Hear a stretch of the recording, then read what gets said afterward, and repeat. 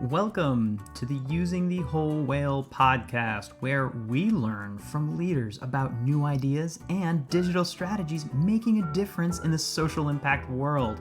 This podcast is a proud production of Whole Whale, a B Corp digital agency. Thank you for joining us. Now, let's go learn something. This week on the nonprofit news feed for November 28th, this week we have our big day, the day of the Tuesday of Giving Tuesday. We're excited to talk about this and what's going on. Nick, hope you had a great Thanksgiving and enjoyed family time. I know you had a massive amount of humans eating turkey together. We had a massive amount of humans eating turkey, multiple turkeys, I should say, but it was super fun. And happy Giving Tuesday, George. I'm really sorry. I didn't get you anything. But what I do have for you is some predictions. We are starting out with our 2022 Giving Tuesday predictions, and we're going with the headline, "Search is down, hope is up." We're seeing some conflicting factors. So Whole Whale, which is us, we write the nonprofit newsfeed newsletter, and we, as in you, predict a record-setting $3.2 billion to be donated for Giving Tuesday this year. And our prediction is the result of an analysis based on an adjusted linear regression, but we also take a peek at things like Google search terms around Giving Tuesday and broader national giving trends.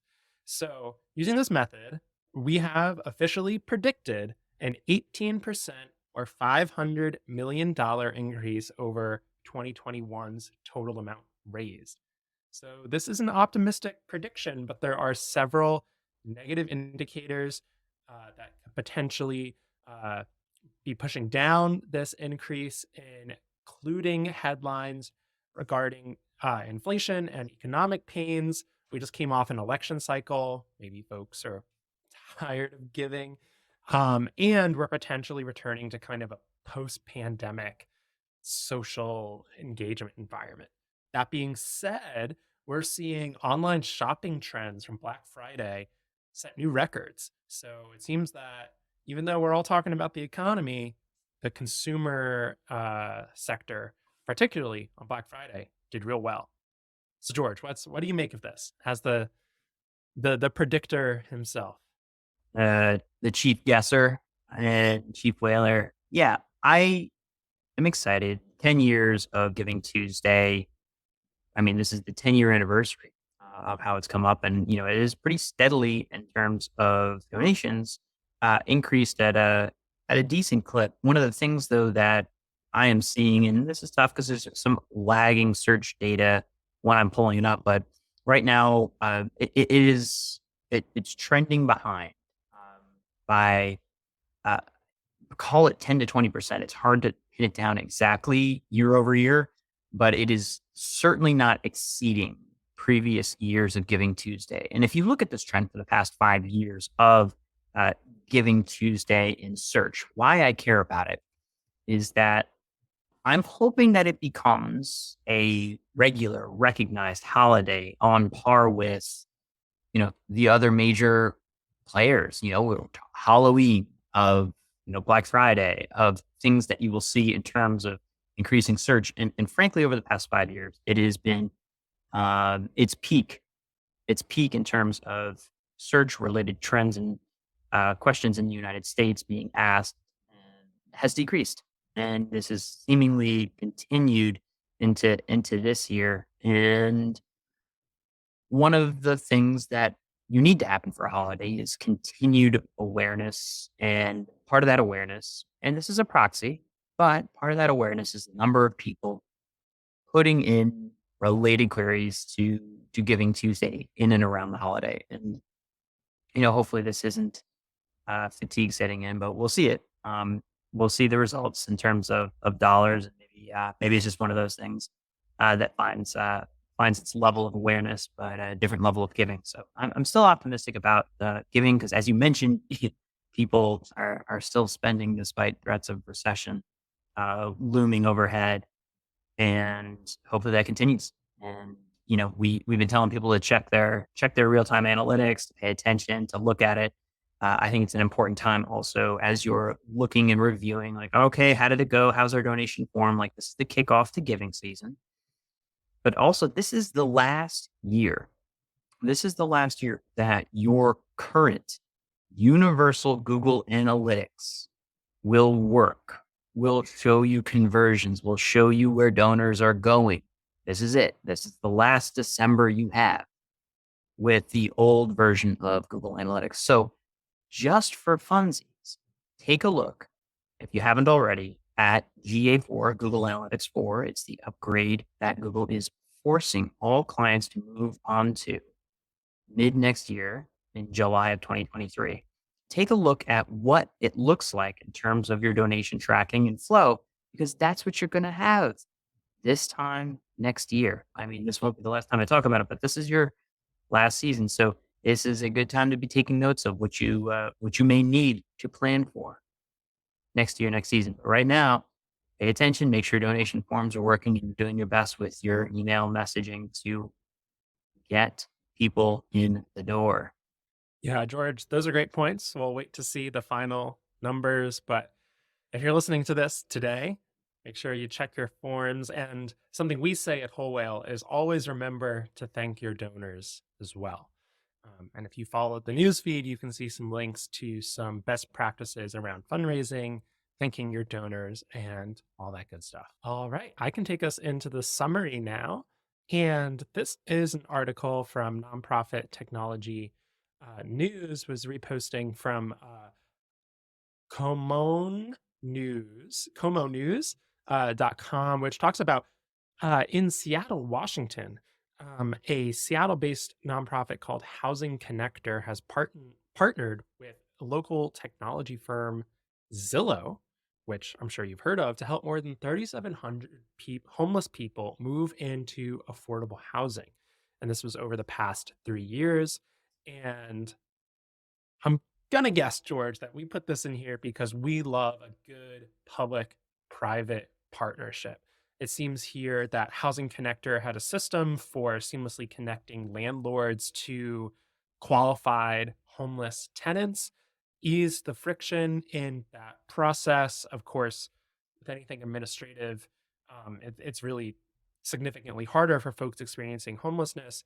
And in addition, with assistance from Zillow, we're able to get homeless folks into housing because we are experiencing a housing crisis in these United States. So this is just a real cool example of tech and public-private partnerships creating real results, at least in Seattle, Washington.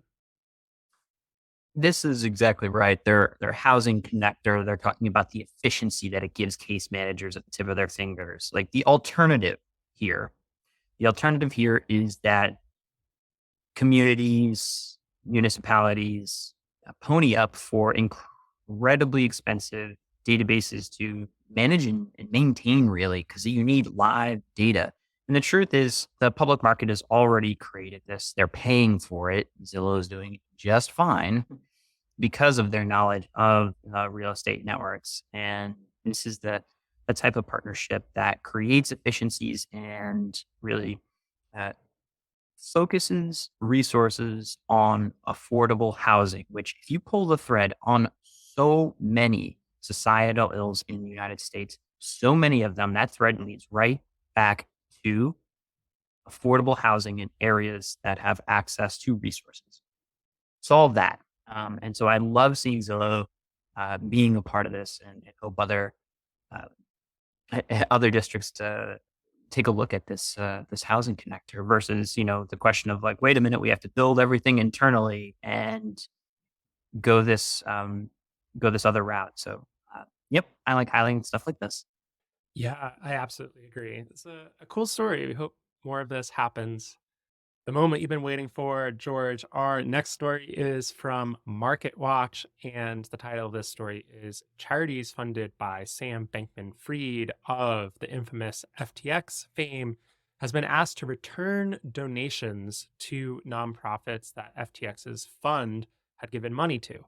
So the background on this is FTX is a cryptocurrency exchange created by Sam Bankman-Fried, and the whole system collapsed a couple weeks ago in what was a liquidity crisis that essentially created a digital bank run. And it's much, much more complicated than that. But anyway, this exchange collapsed, but its founder was a very public proponent of the effective altruism movement, potentially to market himself and divert attention away from other potentially illegal, if not morally questionable actions. But anyway, the funds that the foundation has given to nonprofits, there's a potential that in an effort to repay folks who have debt in FTX, there might actually be clawbacks. Essentially,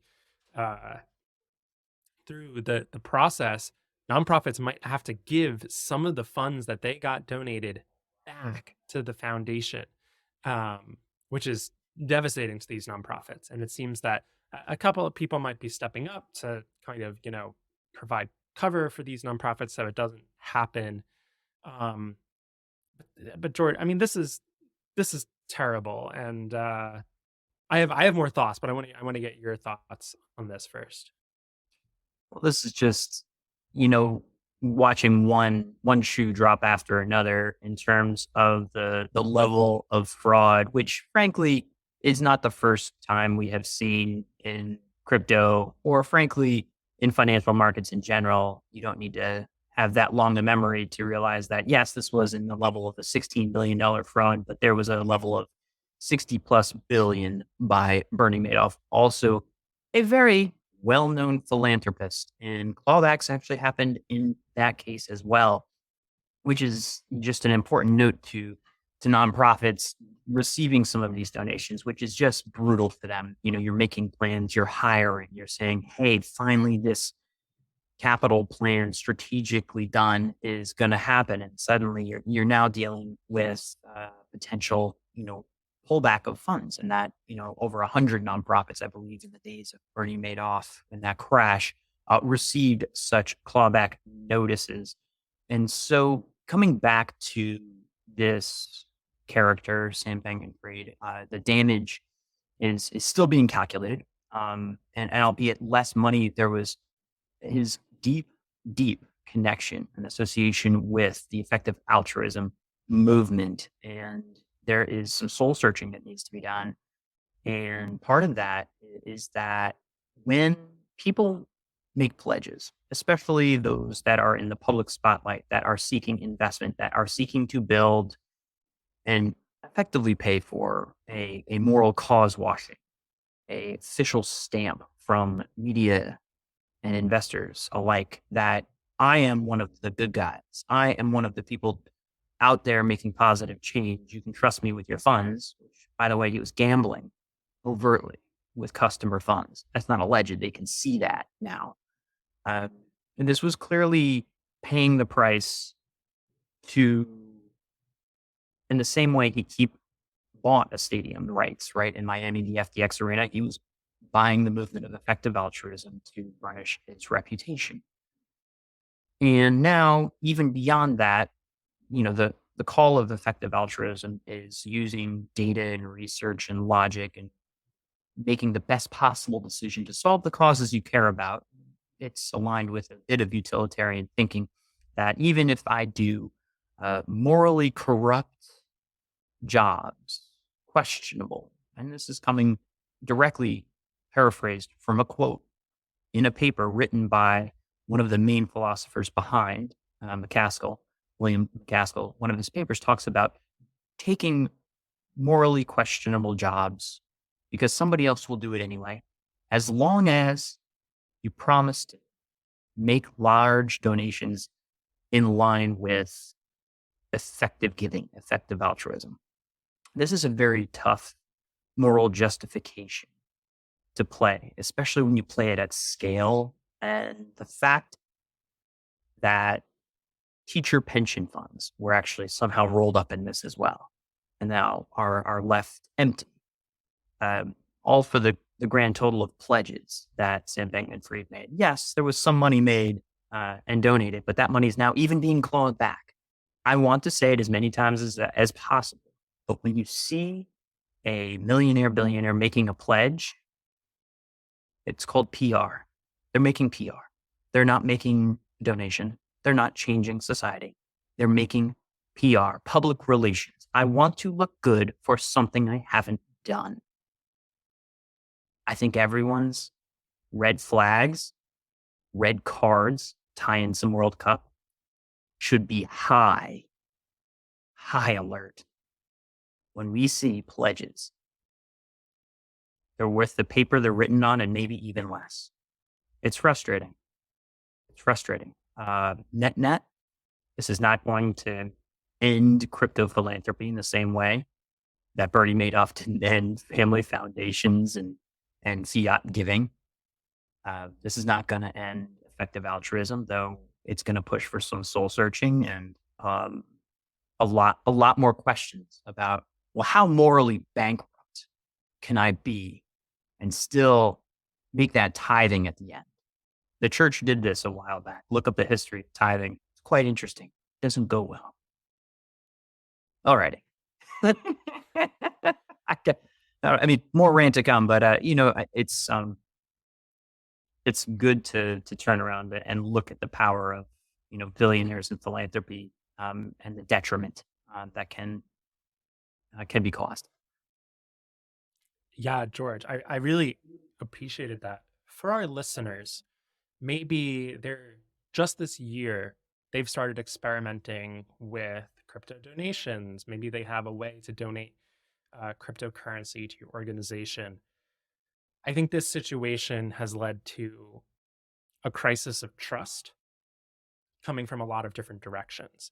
If you are a small, mid, or large size nonprofit, how do you instill trust for people who follow this and may be a little jaded by the whole thing? How do you as a nonprofit communicate trust? So you're saying for like, if you're accepting crypto philanthropy, crypto donations through your site, there may be questions of how, like this is all a fraud, right? This is the top line banners.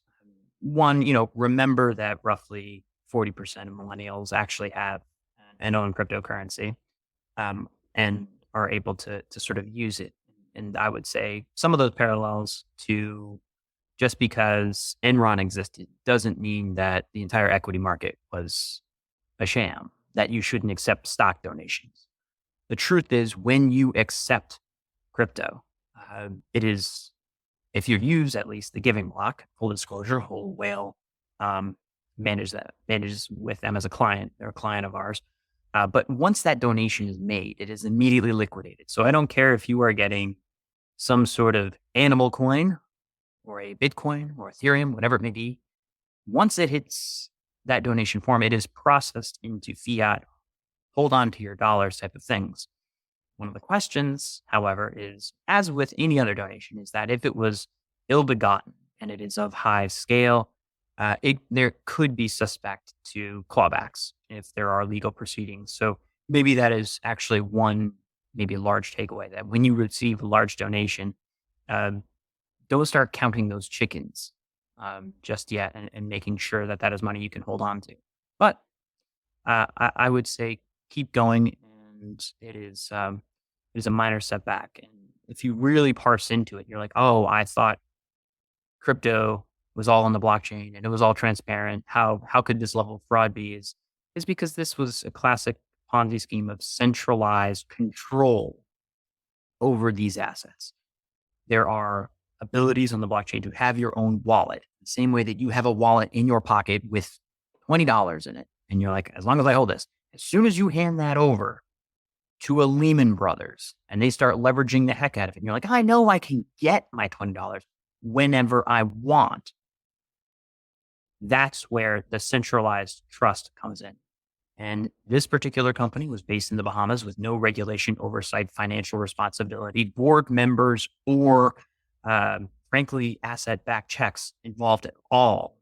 And so when that happens, that's just human error. That is human fallibility. It's hard to say like, all right, give that diatribe to anybody asking. But I'm hoping that this isn't a knee-jerk reaction of like, oh, we got to pull our crypto off because it is all a scam. It's like, it's not. Scams get perpetrated on top of it as they do with every other financial market.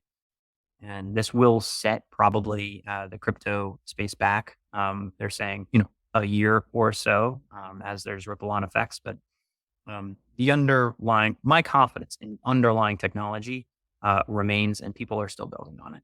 George, I think that's a great synthesis of all the different kind of threads that nonprofits should be considering. And I'm sure we'll talk more about this in the next couple weeks, months, as we do follow the crypto philanthropy space. I should say we've got a webinar coming up with CARE 2. I don't know when you're listening to this, but I should know it off the top of my head, December, I'm going to say 1st. December 1st. So check out that webinar. It's at wholewhale.com. You can find it on our webinars section. That is an awesome reminder. You get to listen to us live, not me, but you at least. I don't want to do that. You do that. Well, George, speaking of wealthy philanthropists, we wanted to highlight someone who is skeptical of them.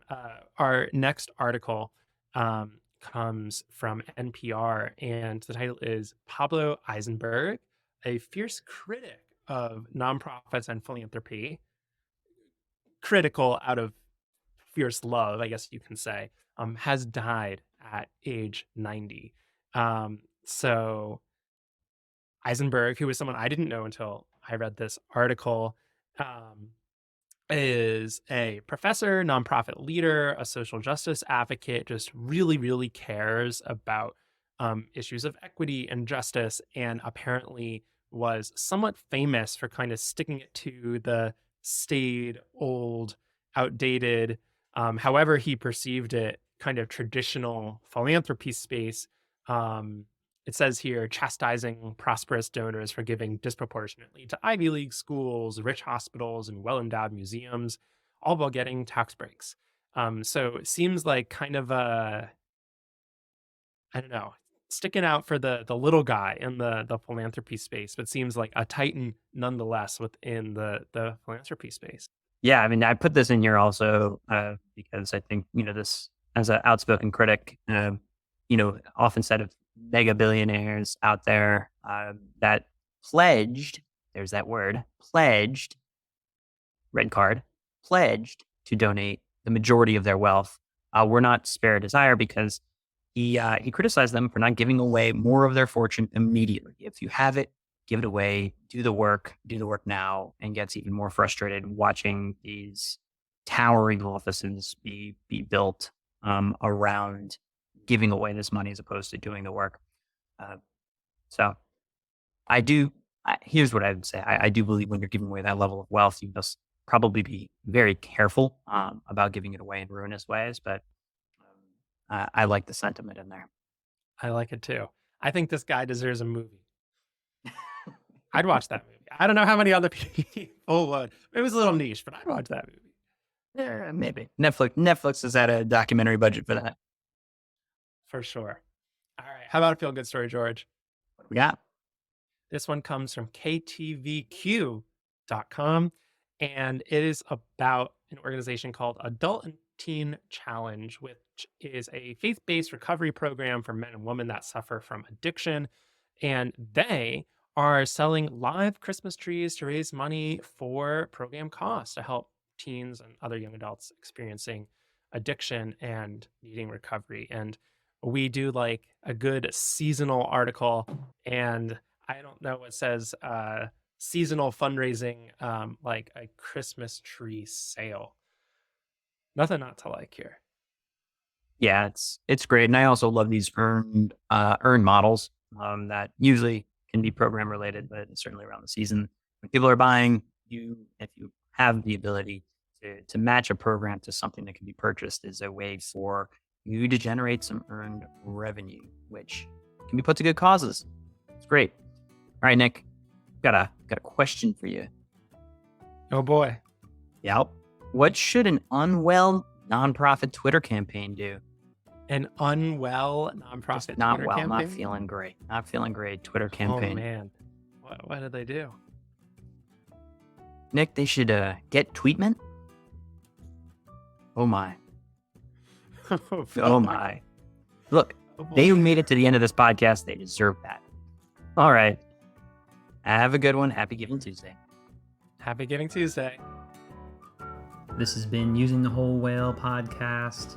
If you want to keep learning more about these topics and others, head on over to wholewhale.com/university to keep learning with us. Thanks as always to GregThomasMusic.org for his tunes that underwrite our tracks. They're fantastic. Hope you're doing well, Greg. And just a reminder, subscribes really help us on any platform that you listen to us on. Please give a thought to click and subscribe, and maybe even a comment, because we like hearing from you.